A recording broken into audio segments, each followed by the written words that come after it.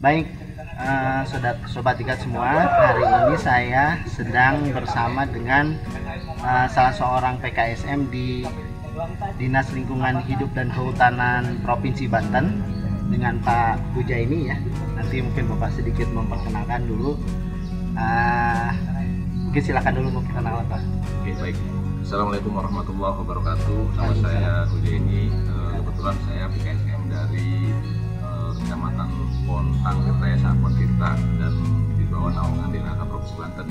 Saya di sini sebagai ditugaskan untuk PKSM konservasi rehabilitasi mangrove ya. Kebetulan saya sejak tahun 2018 diangkat jadi PKSM, kemudian nyambung di 2019 dan di 2020 kita ada program dari pusat kalau nggak salah dari Kementerian Lingkungan Hidup melalui pendamping Bappedas Citarum Ciliwung Bogor.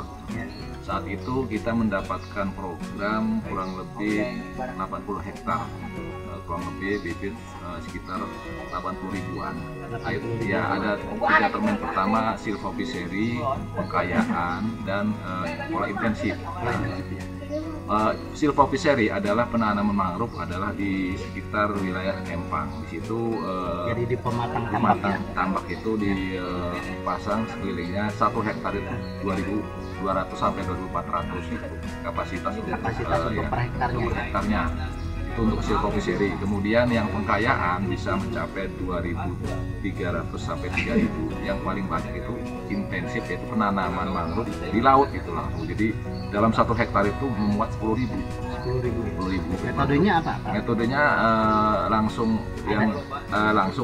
di laut nanti dengan air itu. Kemudian ada, karena memang di wilayah kami kan rawan dengan laut yang berturut tinggi dengan polanya rumpun berjarak. Rumpun berjarak itu adalah 2x2 diapingi oleh bambu. Disitulah ditanam dengan pola ngegantung itu pohon mangrove. Kemudian diperkuat dengan penguat waring itu ya untuk penguat di rumpun berjarak.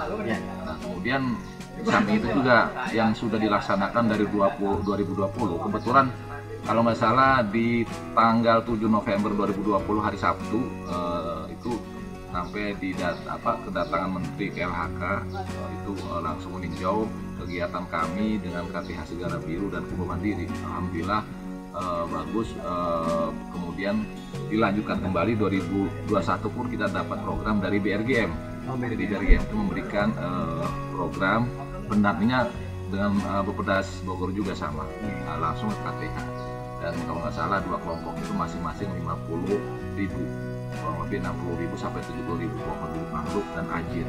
Di tahun 2022 pun kalau mata anggaran dari pusatnya ada, mungkin dilanjutkan karena memang programnya lebih banyak di silvophycery dan pengkayaan juga ada, bahkan ada yang pola intensif di laut. Memang keberhasilan untuk mangrove ini juga kita 60% udah bagus karena memang resikonya tinggi. 60% itu hasil SR-nya ya?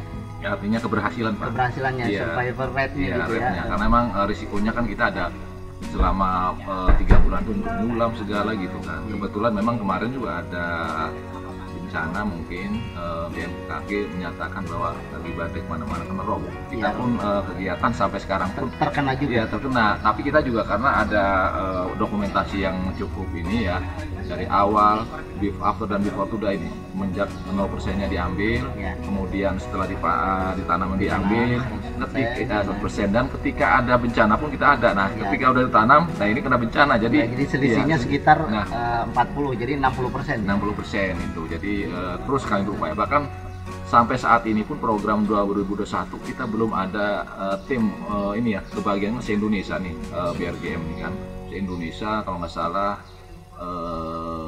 7 provinsi kalau nggak salah. Lebih Pak. Oh, sekarang lebih ya? Lebih, bahkan bangsa di atas 17 provinsi. Nah, itu kemudian kebagian kita pun setelah lebaran itu untuk inspektor atau dari kementerian langsung turun. Makanya kita resikonya itu kita tanggung jawab untuk menyulam.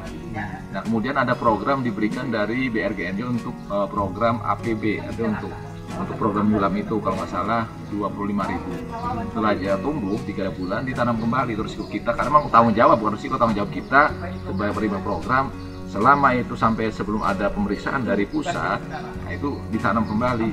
Makanya kita juga continue terus sampai sekarang kita istilahnya melaksanakan penanaman itu sampai bagus lah tumbuhnya gitu. Target penanaman tahun 2020 berapa? Targetnya? Targetnya memang dengan 70 hektar itu kalau nggak salah 90.000 bibit pohon. 90.000 Iya. dengan 70 hektar.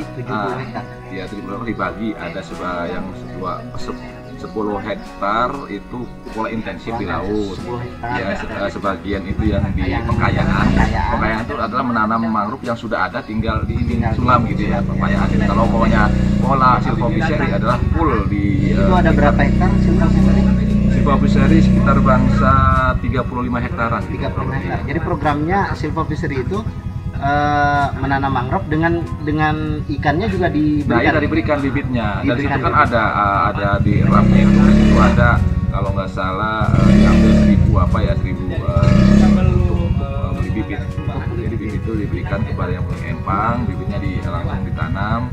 Banyak sih ya dari rap itu untuk diantaranya untuk bintu untuk itu penahan itu. Ini semua dari KLHK atau ada misalnya bibit ikannya dari KLHK atau dari kelautan? Kita semua. Jadi diberikan semua kelompok untuk melaksanakan. Oh, jadi kalau dari DLHK Banten. Bukan, dari KLHK langsung itu tahun 2021 itu dari BRGM, Badan Restorasi Gambut. Yang KLHK itu targetnya tadi 70. Iya, 70 hektar. Kalau yang BRGM 50 hektar. 50 hektar. Nah, itu pun dibagi dua kelompok. Kelompok yang pertama ada sebagian intensif dan pengkayaan. Ya, dengan ini silvophycery. Untuk kelompok yang satu binaan saya Segara Biru, ketuanya Pak Ruik PKSM juga, itu 50 hektar murni untuk silvophycery itu Pak. Ya, baik Pak. Ini jadi informasi dari Bapak tadi yang mungkin di kami di BDLHK Bogor ya. Jadi kita juga ingin memprogramkan untuk pelatihan silvophycery ya. Jadi apa yang sudah Bapak lakukan, mungkin ini sudah tahun kedua ya. Jadi sudah ada yang panen belum? Ya, artinya ada sudah panen gitu. Kemarin kebetulan ada kena dampak dari ini ya, dari banjir rob itu. Iya, rob itu. Oh, okay. Karena memang itu ada ini ya. Artinya gini, nanti itu jadi kalau di pelatihan silvophycery itu rencananya begini Pak. Jadi pertama kita mengenali jenis yang digunakan untuk silvophycery. Yang kedua jenis-jenis ikannya, apakah itu udang atau bandeng. Jadi kalau di sini bandeng semua ya? Bandeng semua. Ya, kemudian berapa kepadatannya untuk bandeng yang ditanam di luasan tertentu untuk digabungkan dengan sistem silvophycery ini. Nah, kemudian jenis mangrove-nya apa saja? Apakah rhizopora aja atau ada campuran lainnya? Sementara ini yang kebanyakan rhizopora ya. Rhizopora aja ya. Jadi yang praktis untuk dibenikan ya. Rhizopora. Nah, dibibitkan maksudnya untuk itu. Jadi jenisnya rhizopora, ikannya bandeng ya. Udang makanya sedikit, memang rentan sih udang itu. Karena udang itu juga ketika sudah tumbuh mangrove otomatis dengan sendirinya itu. Ada yang udang putihnya, yang segala gitu. Jadi membanteng yang gitu. Kemudian ini, jadi yang selain pengenalan itu rencana programnya itu, jadi kita ingin menghitung cost benefit analisisnya gitu. Jadi biaya dan manfaatnya. Terutama misalnya dari analisis usahanya lah minimal kan tujuannya menanam ada kesejahteraan. Dari sisi kesejahteraannya ini bisa ditimbang-timbang mungkin. Nanti materinya itu arahannya bagaimana mereka bisa analisis usahanya. Apakah itu sudah ada gambaran Pak? Kira-kira apakah menguntungkan gitu dari segi silvophycery dibanding dengan yang intensif gitu? Ya sebenarnya kan karena memang silvophycery kan tujuan untuk menjaga abrasi ya. Yang penting itu. Jadi kan wilayah kami juga kan wilayah yang di pesisir utara dengan laut. Kebetulan sudah ada breakwater ya, jadi nggak terlalu riskan karena memang sudah ini begitu rob itu ada sekarang sebagian juga hampir 70% sudah tertanam mangrove baik dengan swadaya maupun program ya. Jadi samping itu untuk menjaga keduanya memang kalau untuk itu bibit mangrove bandeng itu sudah dilaksanakan sebelumnya gitu ya. Cuma lebih kuat dengan mangrove artinya lebih bagus gitu kan karena memang itu kan dengan tumbuh biota otomatis kan ikan segala udang kan otomatis gitu kan. Nah itu jadi dari dulu juga kami yang punya program, alhamdulillah yang punya empang itu awalnya juga menolak. Apa sih mau buka keuntungannya? Nah mungkin itu juga Pak, salah satunya Iya. ya pendekatan ketika mereka di pematangan yang nggak ada mangrove, terus ada mangrove, mereka Iya.